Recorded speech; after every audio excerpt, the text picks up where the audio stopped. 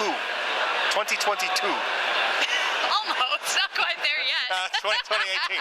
And we're going to talk about, well, just about all things Renegade Game Studios, but we're starting with role-playing games, which is Outbreak Undead, Overlight, and it just kickstarted. You're standing in front of it. Oh, it's the kids one. Something on bikes. Kids on bikes. Kids on bikes. That's something. Yeah, we've got 3 RPGs coming out this fall. We're really excited about all of them. The first one is Overlight, like you mentioned. It's a completely new world. Designers Paul Alexander Butler and George Holland are new designers, but they've been in the industry for a long time and really know this space. So this is a very story-driven, heavy, really interesting RPG that has totally new mechanics, totally different than anything you've seen before. The shards are really interesting. There's 7 different environments, 7 different folk, they call them. They're all playable characters. There's so much cool stuff in this game. It's really going to be neat. Okay, so what's the base for the system? Like, I mean, what are the game mechanics? Or am I talking to the wrong person? No, it's totally different. So it's not like 5th edition or something like that. So you're using, the hero of this system is a D4. So that tells you right there that it's going to be a little bit different. I just died. Oh no. So you have D4s are going to be your spirit dice, and those allow you to sort of cheat the system a little bit. You use them to add a little bump to some rolls that maybe aren't going to be as good in other areas. But it's a bit of a push your luck thing. So if you use those too many times and you use up your spirit pool, then you're going to have what's called a shattering. And there's several different levels of shattering, and the first one's going to be some minor change to your character. But as you get down in those levels, the final shatter is going to be a life-changing, completely different type of character experience. Like, you are scarred for life is what I always think of when I see the 3rd shatter. But you're a spirit. Oh no, you're not. You might be. You're not necessarily a spirit, dies. but your spirit doesn't die. It's just very different. So your spirit pool, your chroma powers are another part of this. But anyway, when you use up your spirit pool, you shatter. Something really crazy is going to happen, which is great because we're all there to tell stories, right? And these are things that give you a good character hook to tell a life-changing story for your character, and that's the idea of those. So it's a bit about the mechanics. There's a foghorn in here for some reason. That's kind of thematic if we were doing a ship game like Raiders of the North Sea, but for now we're talking about Overlight, and Outbreak Undead is actually the next one. Another one we have coming out. The game you play to die. Yes, you know you're going to die, you just don't know when, or how, or why, but you know it's going to happen. Usually you're eaten by zombies, but hey. Most of the time. The thing I think is really neat about Outbreak Undead, this is the 2nd edition of the game, but in both editions you got to play as yourself. So you take this personality test, and when you're done with that, it spits out all your character stats, and you actually use those stats to build your character, and then you play the game as yourself. So I'm not going to be wandering around as a big tank in this game like I usually do in most of the other games I'm going to be playing, because that's what I enjoy doing. I'm going to play as myself, so I might be really able to, change this mechanical thing into something else we could use, but I'm not really going to go and stab people with a heavy sword, because, not so big. But it's fun to imagine a little bit more of a real-world experience. Like, what would I do right now if zombies came running through that door? So thinking about that is just a different... Oh! It's a lot like I live in a place where there are grizzly bears and black bears all the time, and everybody's like, just go hiking with someone slower than you. You'll be fine.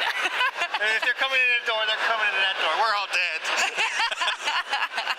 So Outbreak Undead is a really interesting system, and the Survivor's Guide is going to be at Gen Con this year.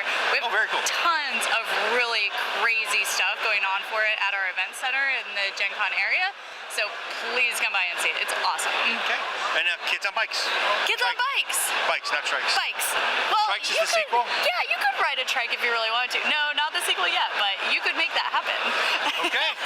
So Kids on Bikes is an interesting setting because imagine back in the 80s, we didn't have cell phones. We didn't have every answer to every question at the tip of our fingers, and kids could just be kicked out the back door and you tell them come back when it gets dark.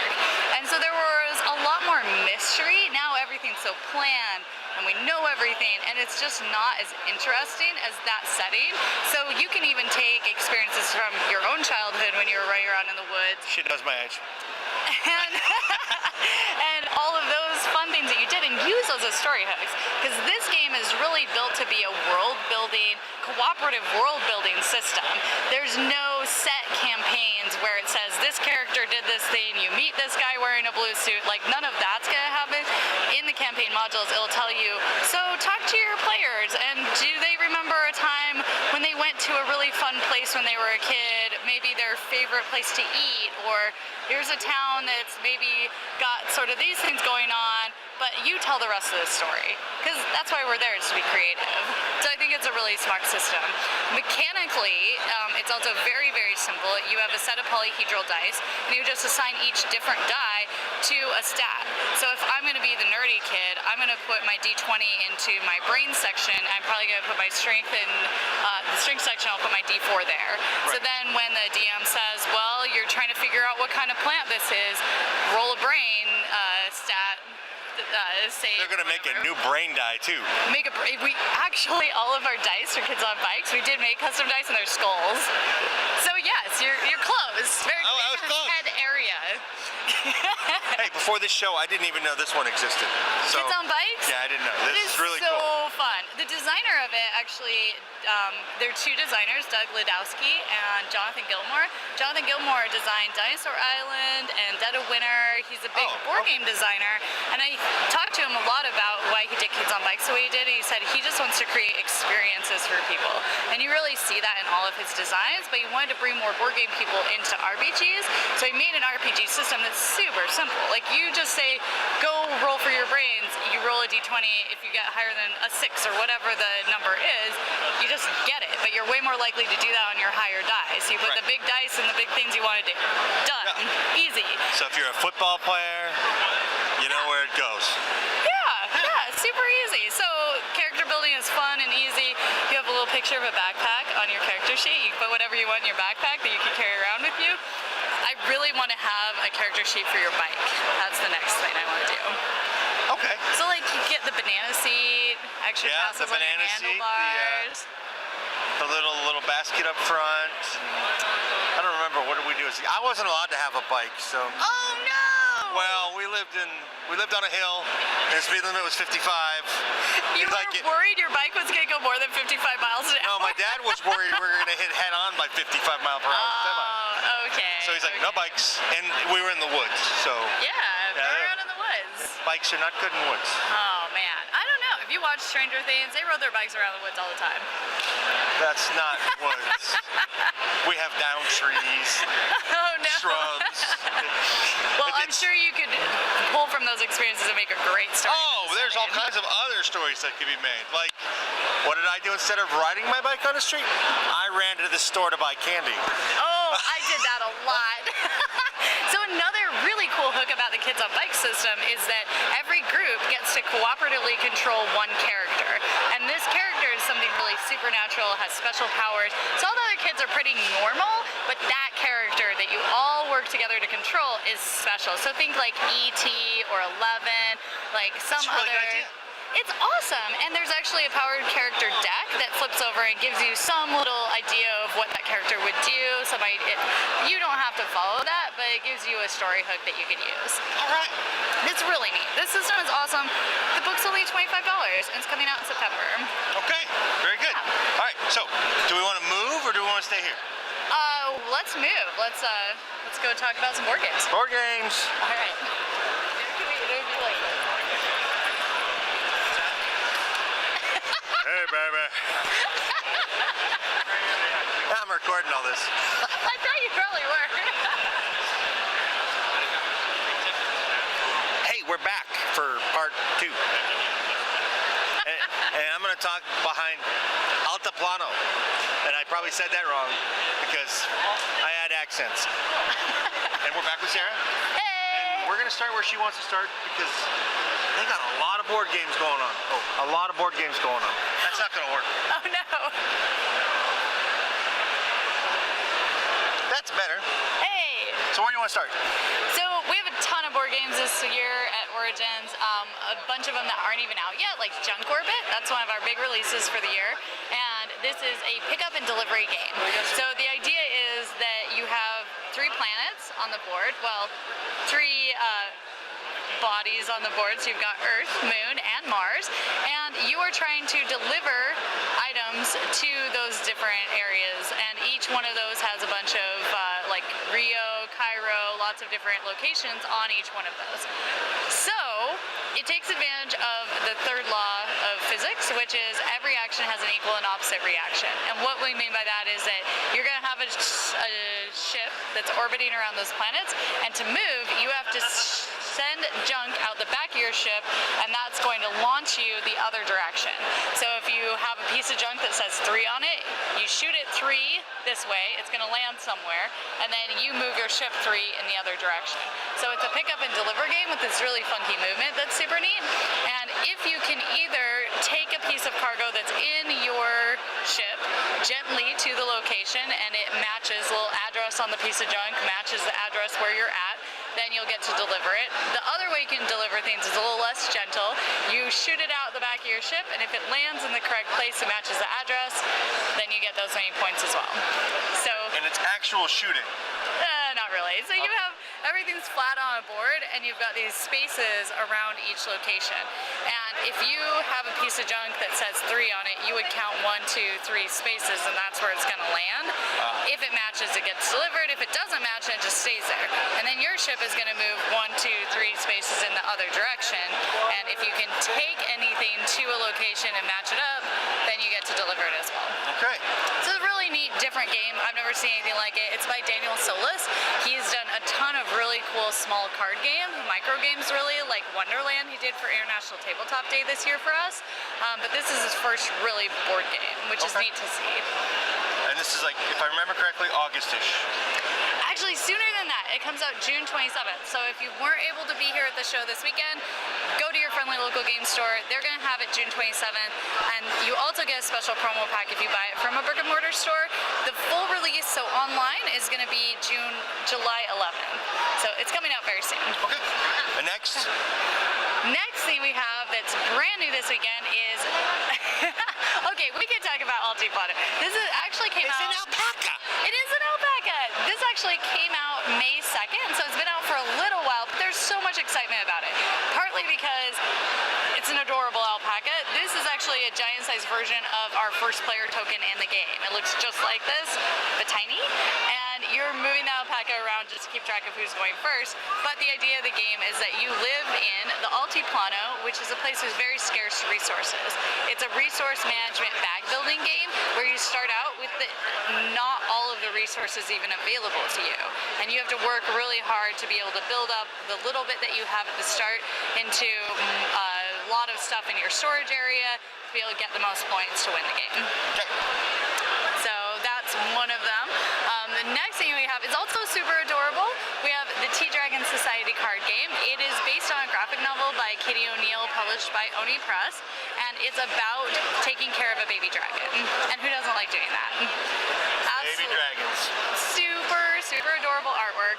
And in this game, like I said, you're caring for a baby dragon, and with any baby animal that you're taking care of, you have minor setbacks in your training. So you're just going to be flipping over cards, and each card will have something like feeding or grooming, these things that you do to build your relationship with your dragon. But Feeding setbacks. Feeding setbacks, like it's picky. So you might flip over a card and it says picky, which means your dragon's like, I don't want to eat that broccoli today, I'm not into it. Minor training setback, you'll have to discard that card along with a feeding card. Those go down into your discard. You lost the points that you could have used to buy something from the market, but you can build those back up. It's not too hard. So you use these cards that you've laid out in front of you. They each have points on them. You spend those points, buy things from the market. It's a deck building game. So you're making your deck better over time, and eventually at the end of the game, you count up how many points are in your deck and you see who wins. All right. Super cute. There's one more, isn't there? Oh, there's several more, but There's several more. I can tell you about a few others. So Circus Puppy also is not out yet, but it's coming out August 1st, and we have that available here at the show. And it's a game by Ozzy Chen. He's done Kitty Paw, Doggy Go, Cat Tower, tons of other games that are just adorable. And and he has a very specific style. It's very cute. He does a lot of dexterity games. I like this one. There's no speed component involved, so you can play it with pretty young kids. And you're just stacking these folded cards shaped like dogs on top of each other, trying not to knock them off. Okay. Relatively simple, but super, super cute. And who doesn't want to train dogs in a circus? Maybe me. Oh no! You haven't seen it yet. I'll just. Well, I didn't mean play the game. I meant actually train them. Oh, training them's so much fun though. It would be, but It's hard work. It's hard work. hard work, probably some high risk, Oh no! Yeah, a lot of travel. these dogs are doing acrobatics in the game, jumping from one platform to the other. It's pretty fun to watch people play it. So All right. that's one. And then we also have Prowler's Passage, which just barely came out, so it's available now. I think that's what I'm excited about. Oh, it's so neat. It's a two-player only game. And in this game, you are trying to place passages, tunneling under the city to collect the riches from this extravagant city above.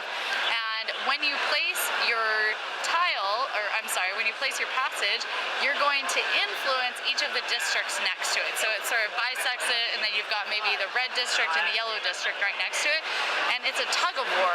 On this track that's in between the two players, there's the different district buildings. When I place that passage and gain a little bit of control over, say, the red building, I'm going to move that towards me. Next turn, maybe you do the same thing somewhere else and you gain control over the yellow building, you're going to pull that towards you.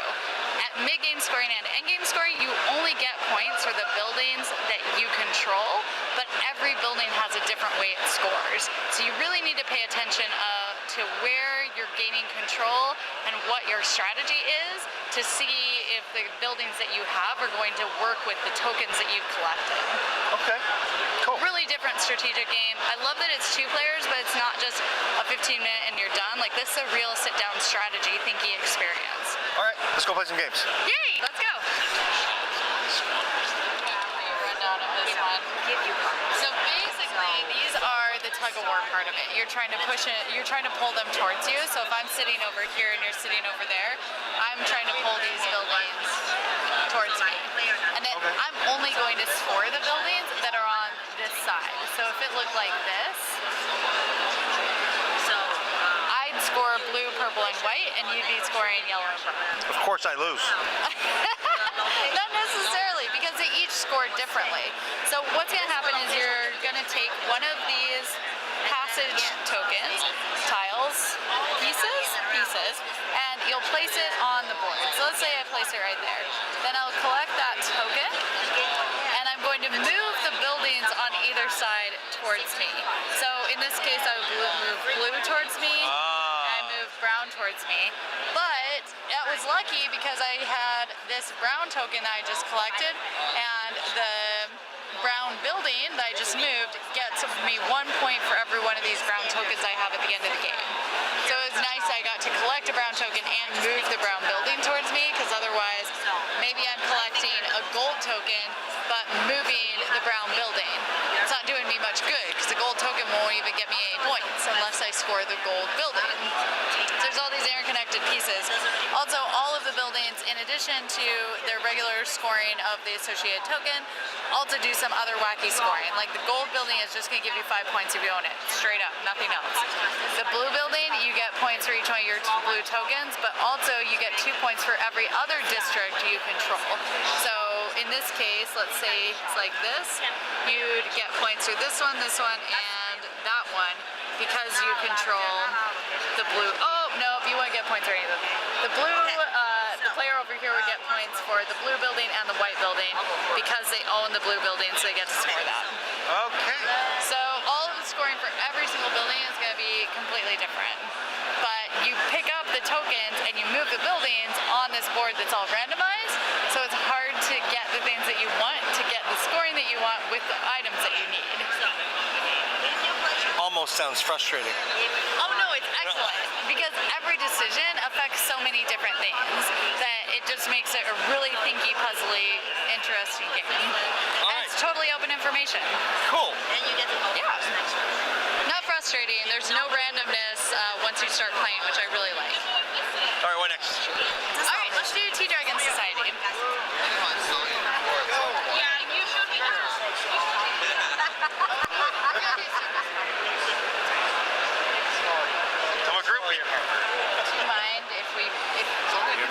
demo?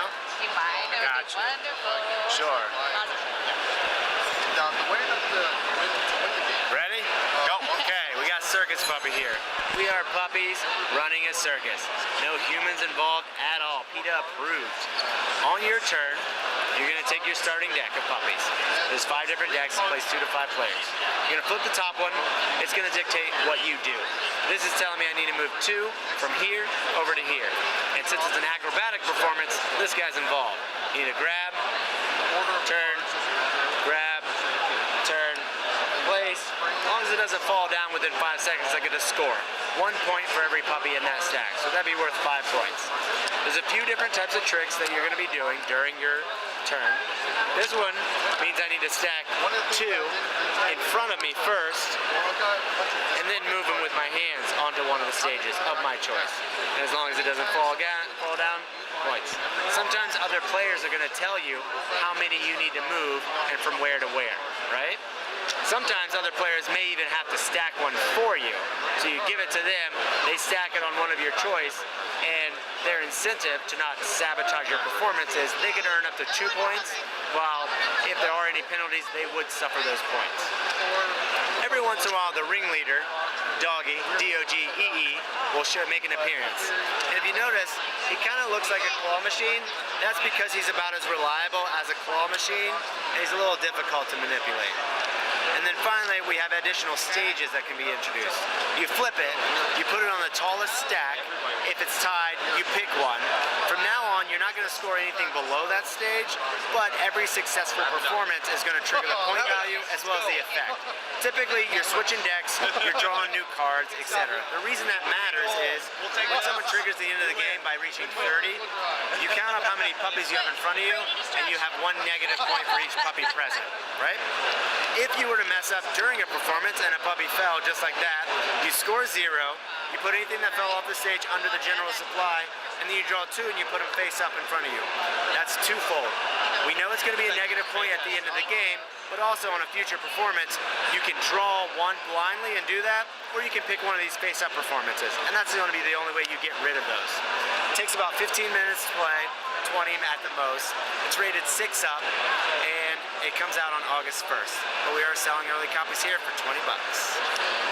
Right. That was a performance right there. That was excellent. Pretty good. Thank you, David. Can we check out Yeah. Society? Oh, my turn? Your turn. I'm happy to do it too. I just can't teach that game. Not like David can. If you'd like to share. So this is Sea Dragon Society, and in this game we are caring for a baby dragon, and you have to do things like feed it, groom it, make sure it's entertained, and we do all that through our deck of cards. So once you've picked which baby dragon you're going to be in charge of, then the turns are very simple. You only have 2 choices. You're either going to draw a card or buy a card. So if you draw a card, you simply flip over the top card from your deck, it goes into your tableau, and you can spend these cards for their tea leaves to turn them into tea, which you'll spend at the marketplace. And if you get 3 tea leaves, you could buy a card. It goes into, it'll go into your deck, and that'll help you get more tea leaves. Maybe it helps you get points towards the end of the game. It's a deck building game, so each of the cards kind of does something different. But we don't quite have enough tea leaves to buy this one yet, so all we're going to do on our turn is just draw and go on to the next turn. So we'll try that again. Now we've got a grooming card, so you have to make sure that you're grooming your dragon, taking care of it. Next turn we're going to flip over a feeding. Now we've got 3, so we're going to spend all 3 of these and buy a sleeping card. Makes our deck a little bit better. Now we can buy bigger and better stuff. So on our next turn, we're just going to refill that marketplace. We're going to flip over a new card. More sleeping. Next turn. Oh, we had a minor setback in our training. It's a bit of a push your luck game, so you're going to continue flipping over these cards one at a time until you either spend them to buy stuff or you get one of these kind of pesky cards where your dragon was having a little bit of a problem. In this case, it didn't want to eat its dinner. I'm sure you've probably had that experience before if you have kids or you've ever had a puppy. Sometimes they're just a little picky. So you if you drew this picky card, you would have to discard a feeding card if you got one, along with the picky card. We don't have any of those, so we're just going to discard the picky. Our next turn, we do have 3 tea leaves, so we could use those to buy something else. And we're going to buy an entertaining card. You just continue along until you have enough points to maybe buy something up here. And these cards are the season stack. They do other things, but they also usually have points on them towards winning the game at the end, and then other little abilities that will help you in your journey along the way. Once you have bought, or you or your opponents have bought up to 3 or basically all but one of the cards from the season area, then you're going to discard that, discard all the cards from here, and you're going to flip over the next season. So now we have summer coming out. We started out in spring, and once we've done the same thing with summer, we'll go to autumn and then fall. Once you finish with the fall cards, then you score for points, and that's the end of the game. This is based on a beautiful graphic novel by Katie O'Neill. She's done several different books. This is her second one, and all of the artwork is from her. It's just gorgeous, and the story is also available online on her webcomic, where you can buy the graphic novel on several different sites as well. So super cute, very true to the story, just an adorable game about taking care of a baby dragon. Sweet. Yay!